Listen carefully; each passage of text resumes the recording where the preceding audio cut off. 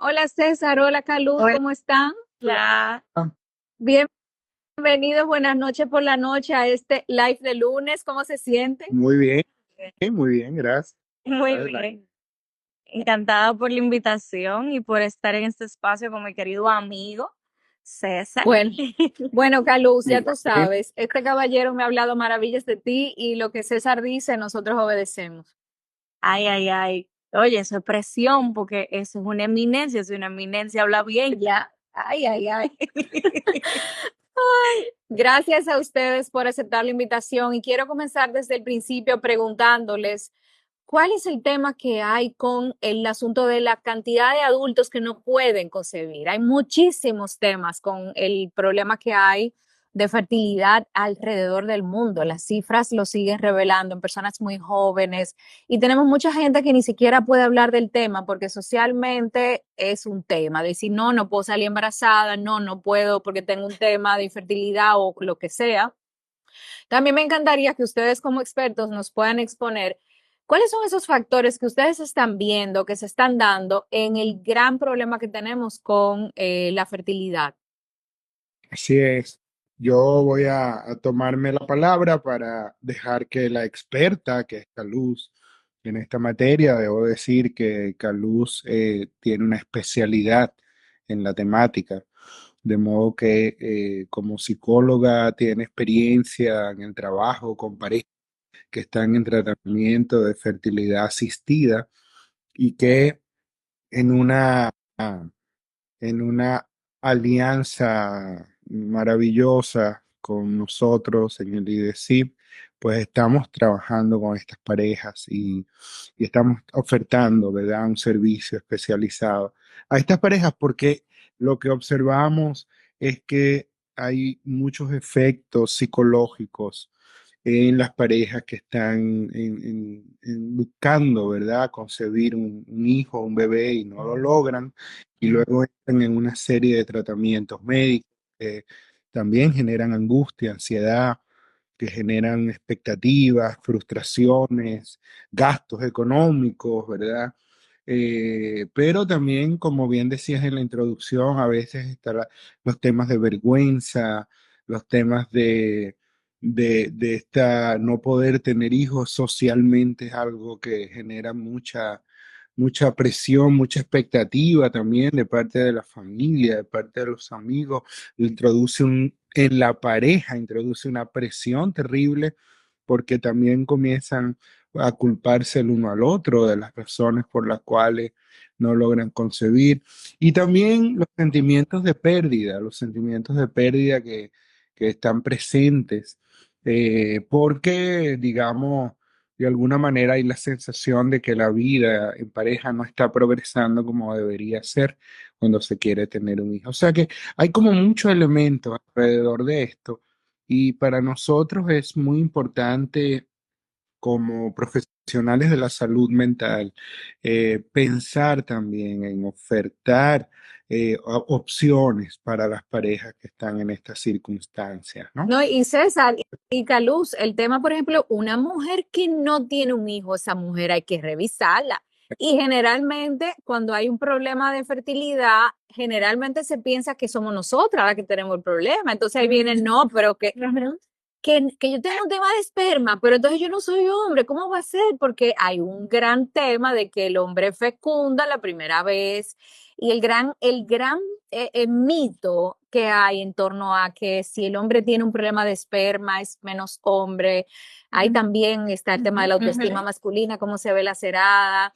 A mí me encantaría que Carlos nos pueda explicar qué se esconde detrás de una pareja que no puede concebir, porque hay muchas cosas que nosotros no sabemos.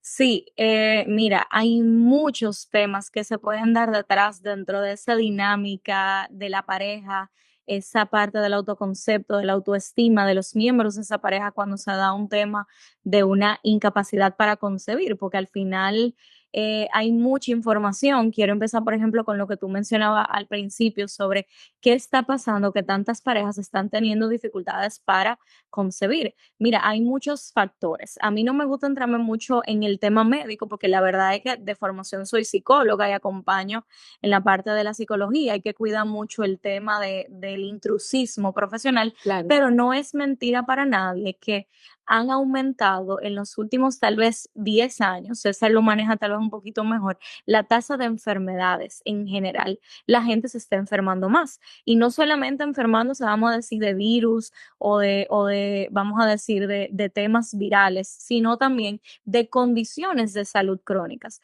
a raíz del cambio de estilo de vida. Hay un estilo de vida muchísimo más rápido, muchísimo más intenso, muchísimo menos saludable, porque la comida es procesada, es comida chatarra, no hacemos ejercicio, vivimos vida sedentaria, consumimos mucho más alcohol, no estamos en el aire libre y obviamente eso impacta la capacidad que pueda tener una persona de reproducirse. Aparte de, obviamente, todas las condiciones que se han aumentado en los últimos años en las mujeres, por tomando en cuenta de que vamos a decir que el caso sea en infertilidad por la parte de la mujer. Cualquier tipo de trastorno médico que implique el sistema reproductivo o el sistema hormonal de una mujer, aun si no fuera directamente en el área reproductiva, es un trastorno o una condición de salud que va a afectar la capacidad de lograr un embarazo de manera natural en la mujer. A eso obviamente vamos a sumarle el estilo de vida que estamos llevando, tal vez el momento en el que las mujeres empiezan a buscar embarazos, que no necesariamente es joven, entonces la capacidad, por ejemplo, de buscar un embarazo de manera natural sin apoyo empieza a disminuir a partir de los 30 años, va en un declive a partir de los 35. No es que es imposible, pero sí obviamente es un poquito más complejo.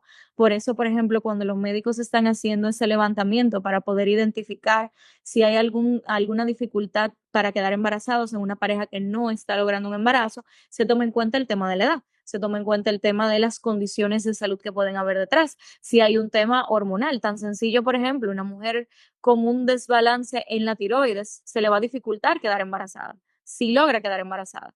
Una mujer, por ejemplo, con una prolactina alta, que no es una hormona que normalmente te hagan en un estudio o en un panel, vamos a decir que te hacen el que la mujer se hace al año, anual, perdón, que se hace su papá Nicolau, que se chequea las No, hormonas. y aquí te voy a interrumpir, Caluz. Y el tema del estrés que estamos manejando nosotras, porque es que esa es otra. O sea, ¿cómo podemos tener el mismo sistema y la misma capacidad reproductiva si vivimos en un cable de alta tensión donde tenemos que ser Totalmente. productivas, tenemos que vernos jóvenes, bonitas, no podemos engordar, no podemos envejecer, no podemos estarle peinada, te sigo diciendo. Tenemos que trabajar, pero no podemos descuidar a la pareja ni a nosotras, tenemos que desarrollarnos, pero tenemos que ser amas de casa entregada, o sea, tenemos que hacer todo lo que hacían nuestras madres y nuestras abuelas y al mismo tiempo también ser nosotros, o sea, al final del día es demasiado estrés. Hay muchos casos, incluso hay un alto porcentaje de infertilidad no diagnosticada que se entiende que responde a la cantidad de estrés. Me voy un poco más para allá, el estrés prolongado, ese nivel alto de cortisol prolongado, se vuelve caldo de cultivo para el debut de enfermedades autoinmunes, en el caso de la mujer, que somos un porcentaje mucho más alto que los hombres. Entonces, todo eso afecta la fertilidad de una mujer. Y Entonces, estamos en una... yo quiero que, Caluz, yo quiero sazonar eso que tú estás diciendo, porque aquí tenemos que hablar claro y pelado. César, háblame un poquito del síndrome de cansancio extremo que no está tipificado cuando las mujeres vamos a cuchumil médico con dolores que nosotras mismas no entendemos y te dicen, no, eso es el estrés, y tú, pero ¿qué es lo que tengo que hacer, doctor?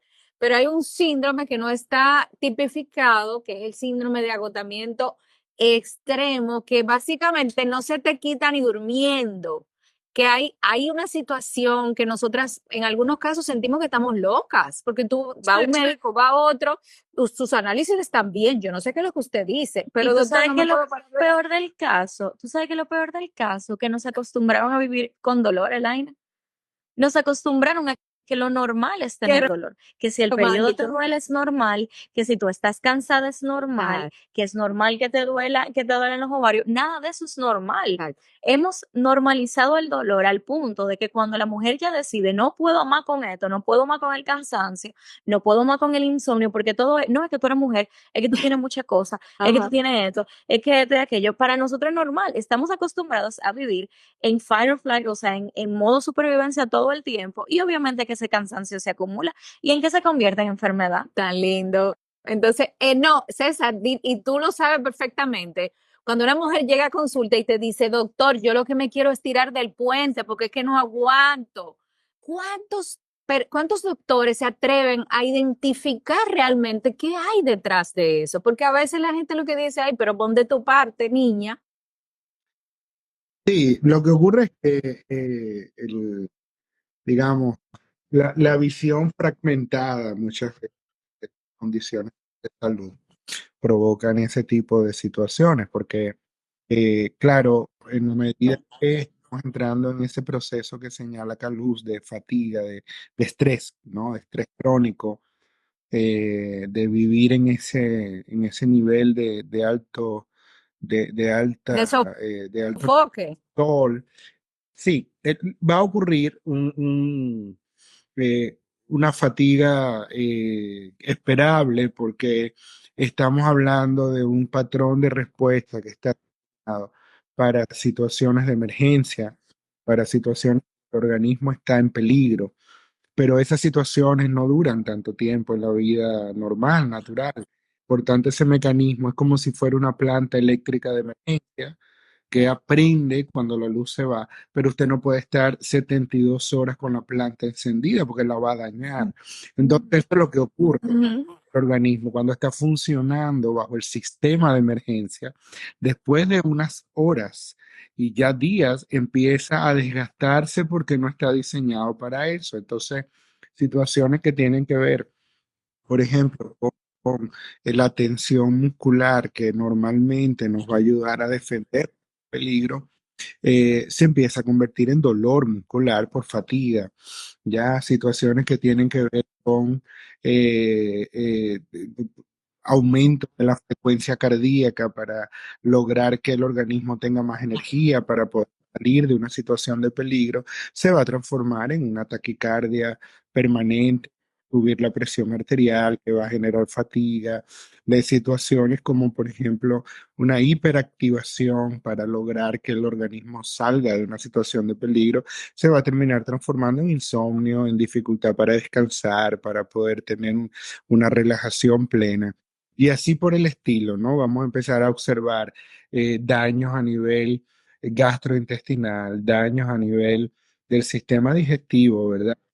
Pero también daños a nivel cardiopulmonar. Y mira, César, mira la pregunta que hace Mike y dice, ¿existe el estrés involuntario? ¿Y qué hacer para manejarlo en ese caso? Bueno, lo que ocurre es que el estrés, como tal, el estrés no existe. Lo que existe es una percepción de parte de cada persona, una percepción inadecuada de la realidad. Y esa percepción inadecuada de la realidad genera ese estrés en esa persona. Es decir, cuando usted percibe que las cosas tienen que ser como usted cree que tienen que ser, y si no, se va a acabar el mundo o va a ocurrir una tragedia, entonces obviamente el cerebro no tiene mecanismos intermedios de reacción. El cerebro solo reacciona en relajación o en angustia, en estrés. Entonces, si usted percibe que como estamos hoy a 25, a 24 y el 30 usted tiene que entregar tal informe, pero no lo va a poder entregar porque ya está muy tarde y no tiene los insumos y no le dan los insumos y usted dice, ay Dios mío, en lo que usted empieza a entrar en ese debate intelectual para el cerebro, eso es igualito que tuvieran tres tigres de Bengala que se lo van a comer. El cerebro no sabe distinguir Ujú. cosa de la otra y activa esos mecanismos que son conocidos modernamente como estrés, pero esos son mecanismos de respuesta normales del organismo frente al peligro. Es que si usted activa esos mecanismos cuando no hay un peligro, sino que usted interpreta la vida como peligrosa, que es otra cosa. ¿Mm? Y usted vive Sí. como que si se fuera a morir porque las cosas no ocurran como usted Pero cree. entonces, Hay una César, vamos a tener que frase.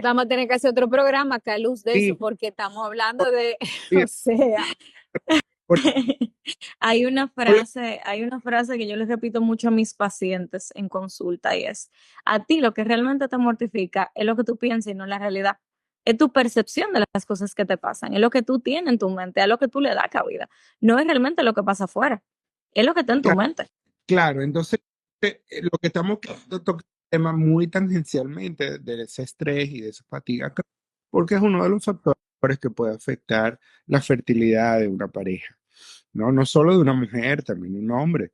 De modo que es por eso que el tema resulta pertinente, pero sin duda debemos hacer un programa solo para hablar. Claro. del estrés. Mira, César, aquí y Caluz, hay una pregunta, ¿cómo afectan los anticonceptivos a largo plazo cuando la pareja no desea tener un bebé de una vez cuando se casa? ¿Puede afectar en los espermas que disminuyan?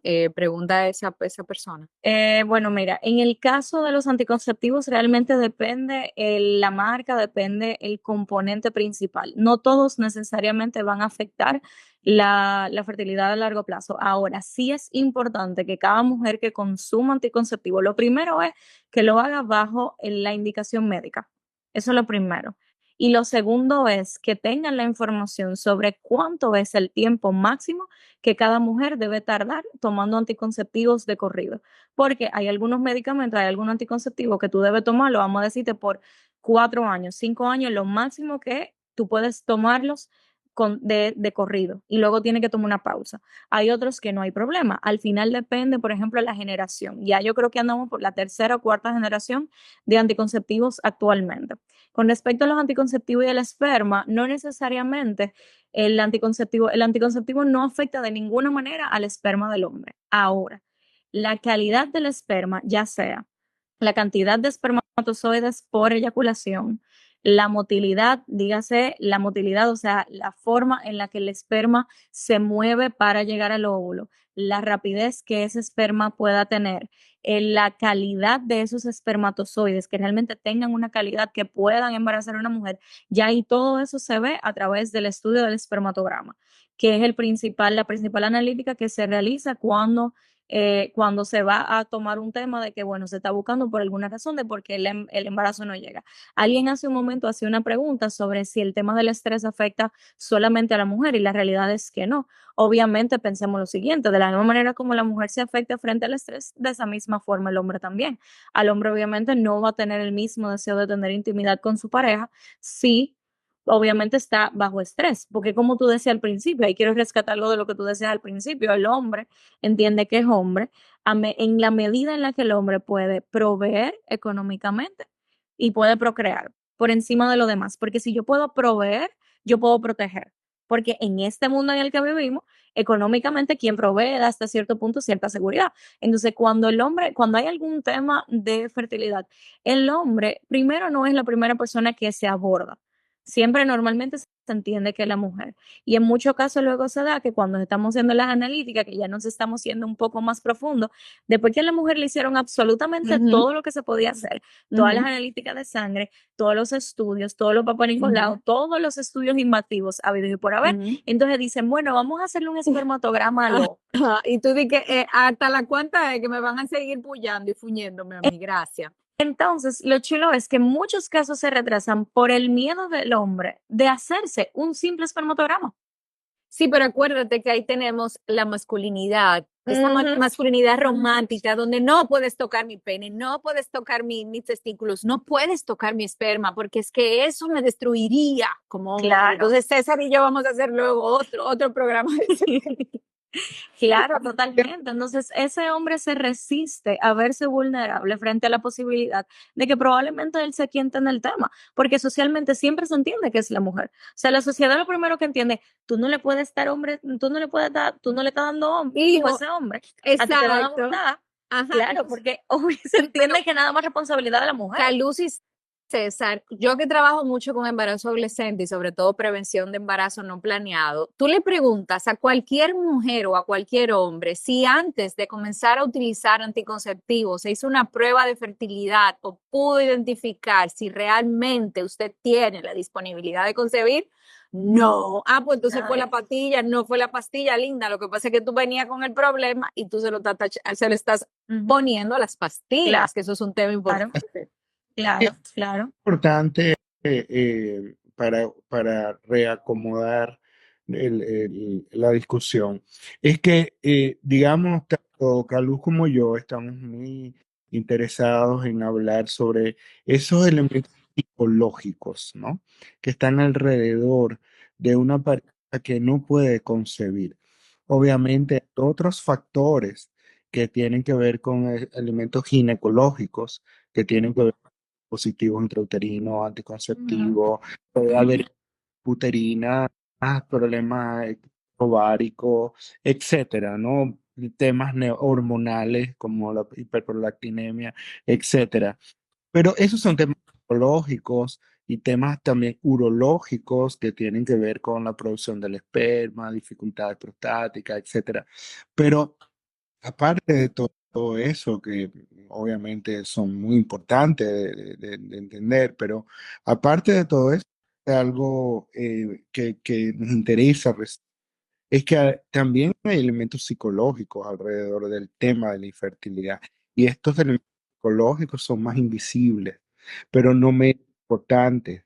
Y afectan la pareja y generan, por ejemplo, la presencia de depresión en hombres que no han tenido hijos es mayor que la prevalencia de depresión en hombres en la población general. ¿Mm? Entonces, hay un tema que tenemos que Sí, a develar. Situaciones como, por ejemplo, emociones, recuerdos, pensamientos que están almacenados en nuestro cuerpo y pueden afectar el funcionamiento claro. físico y como resultado pueden afectar un embarazo o por lo menos la posibilidad de un embarazo. Y luego la dificultad para la concepción, a su vez, va a traer consigo dificultades emocionales en esta pareja, porque además van a tratar una serie, probablemente van a tratar algunos mecanismos de fertilidad asistida, y estos mecanismos Sí, de fertilidad asistida no dan un 100% de efectividad, por tanto claro. van a frustración, pérdida, van a generar cansancio, decepción, culpa, Conflictos en la pareja, por conflicto. encima de muchas Y, Yo creo cosas. que ahí queremos ampliar un Ujú, y qué ujú. bueno que tú lo tocas, César. Y aquí tengo que hablar también de la cantidad de mujeres que no pueden retener un embarazo, que es mucha. Estamos hablando de mujeres que tienen pérdidas repetidas y que de alguna forma ese hijo que perdió tampoco se visualiza cómo afecta su salud mental. Porque básicamente no tú puedes tener otro. Ya tú Ajá. puedes quedar embarazada. Esa es la típica frase, ya tú puedes quedar embarazada. Mira, realmente a nivel, como decía César, cuando pensamos en el tema de reproducción asistida, normalmente nos vamos al tema médico, al tema fisiológico, y nos olvidamos todo ese proceso emocional que se da, ese proceso de identidad que se va perdiendo, que se va afectando, ese autoconcepto, esa autoestima que se va lacerando en ese proceso. Hay que entenderlo, o sea, cuando tú empiezas a buscar un embarazo y no quedas, tú lo estás buscando por alguna razón, o sea, y aquí nos han vendido que parte de tu identidad como mujer es esa capacidad que tú tienes de convertirte en madre, que eso tiene que ser uno de tus proyectos de vida. Imagínate una mujer que ha hecho muchas cosas o ha logrado muchas cosas en su vida profesional, familiar, pero que genuinamente su principal proyecto es quedar embarazada, convertirse en madre, porque es uno de sus principales anhelos en la vida. ¿Qué pasa con ella a nivel emocional cuando pasan los años y no queda? Cuando está en una relación estable y no logra quedar. Parte de ese proyecto de vida que depende de la capacidad que ella tenga de poder formar una familia. Claro que se van a ver afectados. Ahí vienen un sinfín de cuestionantes de ese valor como mujer, ese valor que yo tengo como mujer, ¿De qué yo sirvo si lo más natural para mi cuerpo es dar vida y yo no logro dar vida, no logro quedar embarazada, no logro retener un embarazo? Ese cuestionamiento de qué se supone que yo voy a hacer cuando lo único en lo que yo siempre he soñado es convertirme en madre. Esos comentarios de gente alrededor que tal vez no lo hace con mala intención, pero que al final hieren, o la gente que sí lo hace con mala intención de, ¿y qué va a pasar entonces? Porque si tú no le puedes dar un muchacho, lo va a salir a buscar porque ese hombre quiere un hijo. Y tú crees que, o sea, todo eso obviamente que está afectando ese autoconcepto, esa autoestima, está afectando, está haciendo a esa mujer predisponerse ante cualquier situación que pueda hacer, está aumentando esos niveles de estrés que no ayudan a un proceso de quedar embarazada y le está predisponiendo o le está convirtiendo en una persona que puede darse, que pueda presentar un cuadro de depresión por el mismo tema de tener que lidiar con todas esas emociones negativas a partir de esos negativos. Entonces la gente entiende, por ejemplo, que el duelo es por una pérdida física, pero al final, si yo quiero quedar embarazada, cada negativo que yo reciba todos esos meses que yo estoy intencionalmente buscando un bebé, significan un duelo emocional, porque es un duelo de Exacto. esas expectativas que yo tenía, de esas ilusiones que yo tenía, Ujú, de bueno, estoy haciendo lo que el médico me dice, ujú. no estoy comiendo gluten, estoy haciendo ejercicio, dejé de tomar alcohol, estoy comiendo bien, no me estoy estresando, nos fuimos de fin de semana, toda la cantidad de cosas que la gente te dice, no me estoy Sí, estresando, pero le bajé a la carga del trabajo, nos fuimos Luz, de fin de semana y César, no quedó. aquí hay un tema, y perdón que te interrumpa, pero es que no lo puedo dejar de tocar, y es el tema sexual. Cuando tenemos a una pareja que está enfocada en tener un hijo y agarra ese hombre acabado de llegar, no importa si tú estás estresado, no tengo que ver, ven. Y la posición es esta, y me quedo acostada, y ese nivel de estrés en torno a lo erótico, ese estrés emocional que se implica, donde lo erótico deja de ser divertido y se convierte en una tarea de matemática. Estamos hablando de una carga emocional muy fuerte, donde en muchos casos los mismos hombres me escriben, el aire, esa mujer me tiene sofocado. O sea, vamos a hablar también de esa parte emocional, porque la parte sexual se Sí, involucra muchísimo. iba incluso a llegar ahí. Muchos pacientes cuando llegan a terapia por este tipo de temas, siempre mencionan el hecho de la invasión que sienten, porque aunque son ellos que están solos en una habitación intentándolo, se siente como que hay muchos ojos. Todo el mundo está arriba de eso. Se siente como que es un show. Ellos mismos me han dicho, hay algunos que me han dicho, mira, yo siento que es un show que yo estoy dando. Porque si lo hice, alguien se entera. Si lo tengo que hacer, alguien se entera. Me dicen cómo hacerlo. Me están escribiendo. ¿Qué es lo que voy a hacer? No sé qué. O sea, esa presión que sienten de que ya no es sexual. O sea, ya no es esa intimidad, ya no es ese acto íntimo de pareja, de conexión. Se convierte en un acto mecánico, un acto que tiene como esa mano de otra persona que se está involucrando y hace que pierdan el deseo sexual. Incluso en un momento toca cuando están en ese proceso o cuando ya cierran ese proceso o cierran ese capítulo, trabajar con la pareja para poder volver a llevarlos a ellos, a ellos a entender el sexo como algo placentero, como una intimidad de la pareja. Porque claro Exacto. que se ve afectado. A eso súmale también el tema económico, que es una de las principales razones por las cuales las parejas empiezan a tener dificultades en este tipo de procesos. Muchas veces no es solamente por el tema del estrés que conlleva estos procesos, la invasión de la privacidad, o sea, la medicalización de un proceso tan íntimo como es la sexualidad, sino también el tema económico. Claro. El hombre lo que está pensando en numerito, la mujer dice quiero ser madre y el hombre está pensando que yo quiero ser padre. ¿Cuánto yo necesito para lograr ser padre? Lo Ujú, mismo cuando el hombre se convierte en padre. Cuando el hombre ve esa prueba positiva, lo primero que hace es pensar cuándo yo tengo que empezar a ujú, buscar. Entonces pasa lo mismo con el tema de la reproducción. El hombre está muy pendiente del tema económico y la mujer lo único que sabe es que quiere tener su bebé. Entonces, exacto. en esa presión, el hombre tiene la presión económica de que si el dinero no está, hay que salir a buscar. O hay que ver, o sea, cada ciclo es un proceso súper costoso. Entonces, cada ciclo ya él ve, ok, no funcionó. Y él está pensando en función a cuánto hay que buscar ahora. Porque si Exacto. ella quiere empezar el próximo mes, porque yo no le puedo hacer eso, porque ¿qué hace la mujer? Le llora. Tú tienes que darme a mi hijo. Exacto. Y aquí yo quiero hablar de eso, César, el tema de la salud mental masculina, que es un gran tema que pudiésemos extendernos, pero vinculado a la falta de concepción de un embarazo, donde ese hombre dice, ¿qué es lo que voy a hacer? Porque ya yo he hecho el salto de la perrabica, el volteado, ya yo le he volteado de toda la forma y no sale embarazada. Entonces, tenemos que comenzar a hablar también de la presión como hombre particular que tiene de penetrar, de fecundar, de proveer, de proteger y todas las P.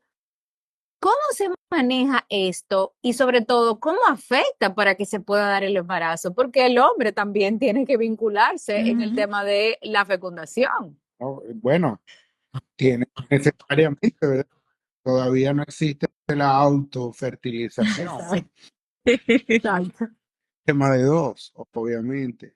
Y claro, la presión que existe sobre el varón no es menor, no, tampoco es pequeña, sobre todo porque así como ser mujer está vinculado a ser madre, y también en el caso del varón que tiene una pareja fija, para esa pareja es parte de la definición de su masculinidad.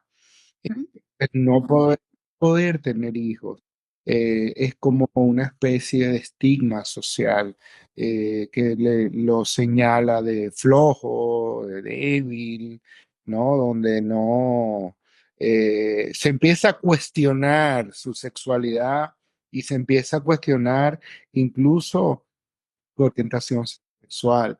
Es decir, hay una presión muy fuerte que sin duda no ayuda a la pareja, la autodevaluación, ¿no?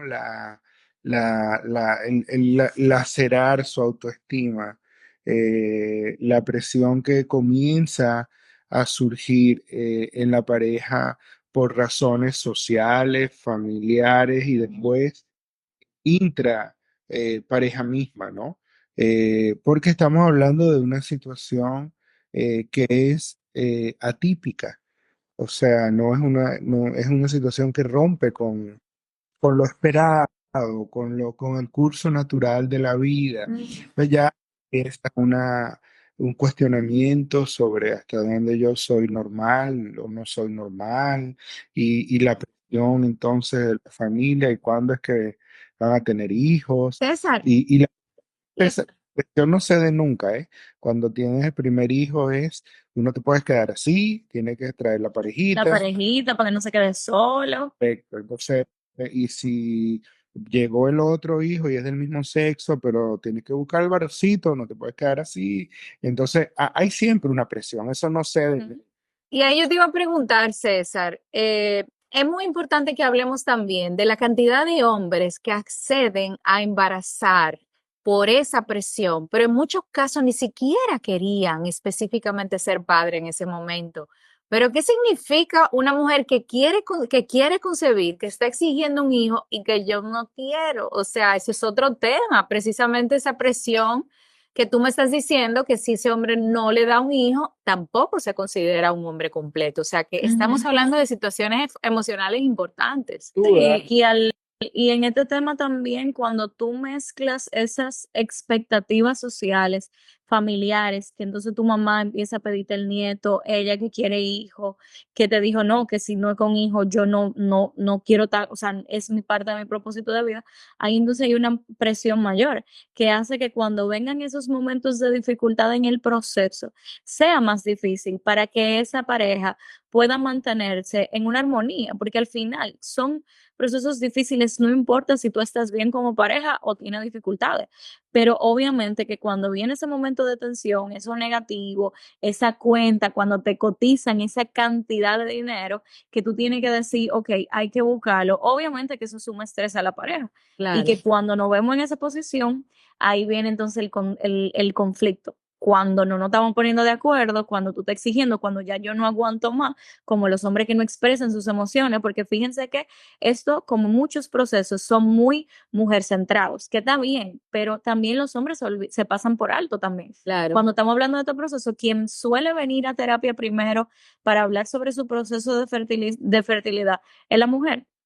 A veces vienen a la consulta a ella y me dicen, bueno, mira, pero, ¿y mi esposo tendría que venir? Y yo, pero tú no vas a tener sola.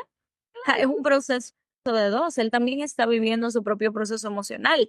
No, porque es que él no me entiende, entonces yo vengo para que tú me entiendas, para hablar, porque es que él no me entiende y él no me está atendiendo y él no me está haciendo caso con lo que yo estoy sintiendo y yo, porque él está viviendo su propio proceso y él probablemente no sabe cómo lidiar con esas emociones porque el hombre no le enseña en gestión emocional.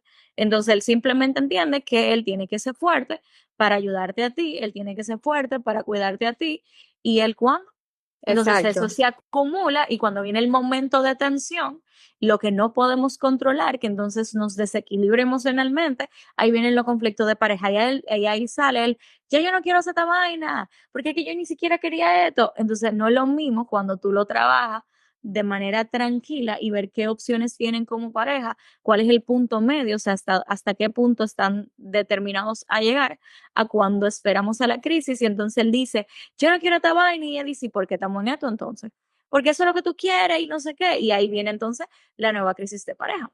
Entonces yo pregunto, porque ya nos quedan 10 minutos para concluir, porque queremos hacer esto para que la gente lo pueda ver completo. ¿Cuáles son las recomendaciones que ustedes como experto, además del servicio que están ofreciendo en IDECIP, le pueden aportar a las personas que están teniendo situaciones para concebir, para tener un embarazo o para retenerlo? No esperen a que sea muy tarde para buscar la ayuda profesional. No está de más hacer cualquier tipo de analítica para estar seguro que no hay ningún tipo de problema con la concepción y que hay que darle un momento, buscar profesionales. Si no te convence ese profesional, puedes cambiar y puedes buscar una segunda opinión. Si ya estás en el proceso de que estás viendo que tu salud mental se está viendo afectada porque no logras quedar embarazada, no esperes a tener el diagnóstico y busca ayuda profesional. Los profesionales estamos específicamente para acompañar en ese proceso.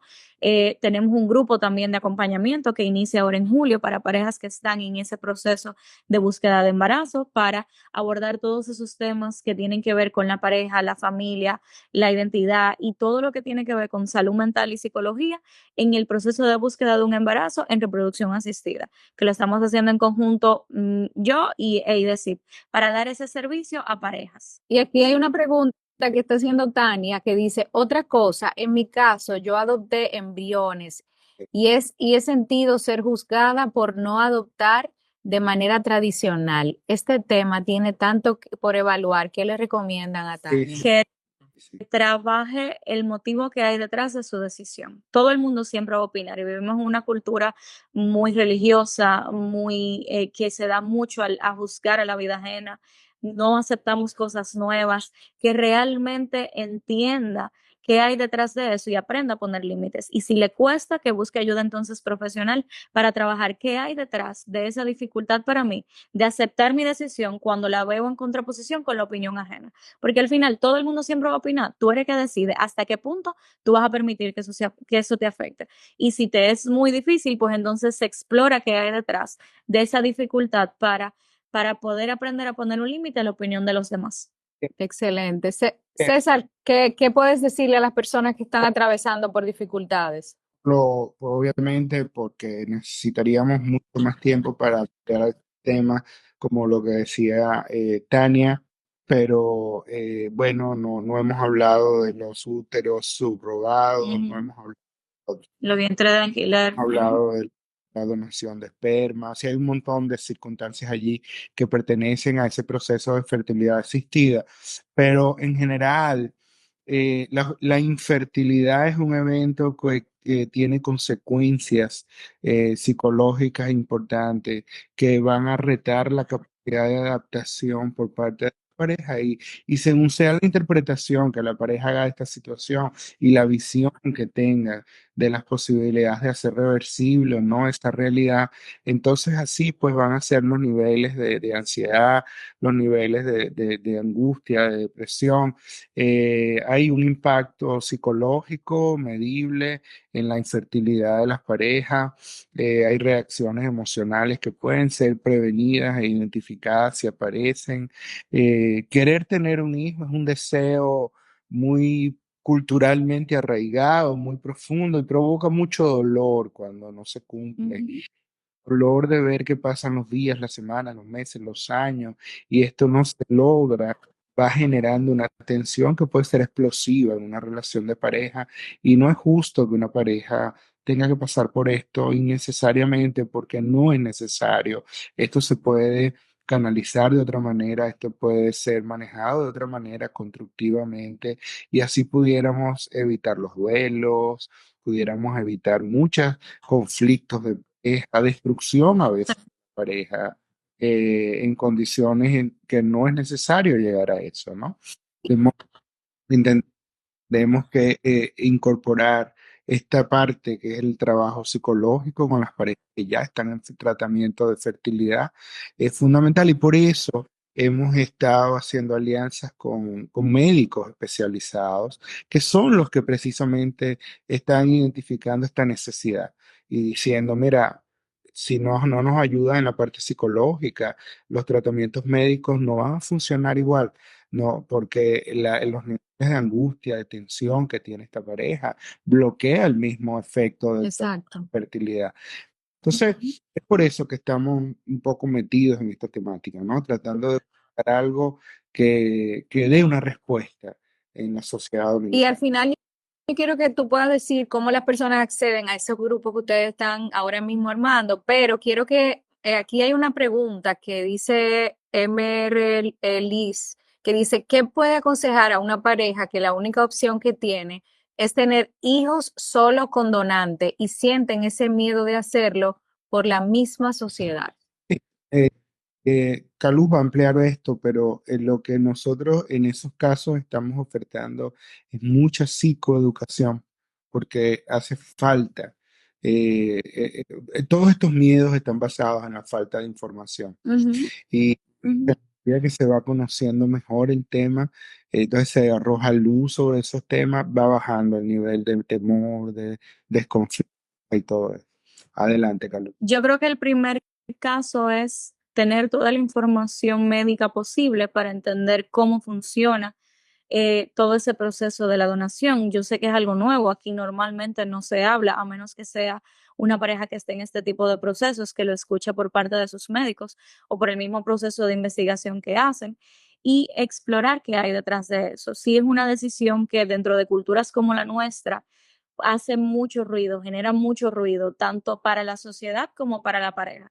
Pero lo importante es que la pareja tenga toda la información posible, que entiendan qué hay detrás de eso, que eso no cambia que se deje de ser su hijo o no, o sea, sí existe igual una vinculación, sí existe, o sea, al final existe una vinculación genética y emocional, aun si fuese con donación, que se informaran y que obviamente se buscaran apoyo profesional para poder entender cómo lidiar con las opiniones, porque al final yo me puedo sentir estresada, pero fíjate que el estrés del comentario viene por la opinión externa. Entonces yo tengo que aprender a manejar la opinión de los demás frente a mi vida, aprender a poner límites, porque al final no todo el mundo va a entender y no todo el mundo necesita, vamos a decir, detalles de cómo yo estoy tratando de llegar a la maternidad, cómo yo estoy tratando de lograr tener hijos. O sea, al final es qué tanto, yo soy la que tengo que poner el límite de qué tanto yo voy a hablar o voy a compartir sobre ese tipo de cosas y qué límites yo tengo que poner. Incluso, ese es uno de los temas que vamos a trabajar en el grupo. Nos vamos a reunir 6 meses, vamos a tener encuentros cada 2 semanas y ese es uno de los temas que tenemos contemplados. Ok. Cómo lidiar con, o sea, cuáles son esos efectos a nivel social de acceder a servicios de reproducción asistida.